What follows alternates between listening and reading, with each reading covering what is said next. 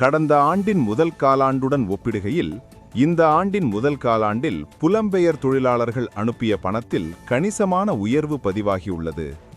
Sri Lanka bureau of foreign employment வெளியிட்டுள்ள அறிக்கையின்படி பண அனுப்புதல்கள் 25.5% அதிகரித்துள்ளன.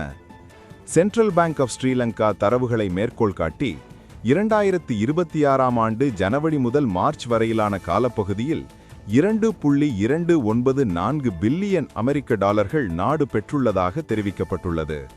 அதன்படி ஜனவரி மாதத்தில் $751 மில்லியன், பிப்ரவரி மாதத்தில் $729 மில்லியன் மற்றும் மார்ச் மாதத்தில் $815 மில்லியன் பெறப்பட்டுள்ளன.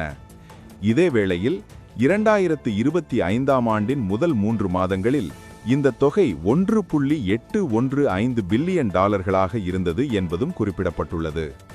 இதற்கிடையில் இந்த ஆண்டு ஜனவரி முதல் மார்ச் இறுதி வரை 62,145 தொழிலாளர்கள் வெளிநாடுகளுக்கு வேலைக்காக சென்றுள்ளதாகவும் அறிக்கையில் தெரிவிக்கப்பட்டுள்ளது.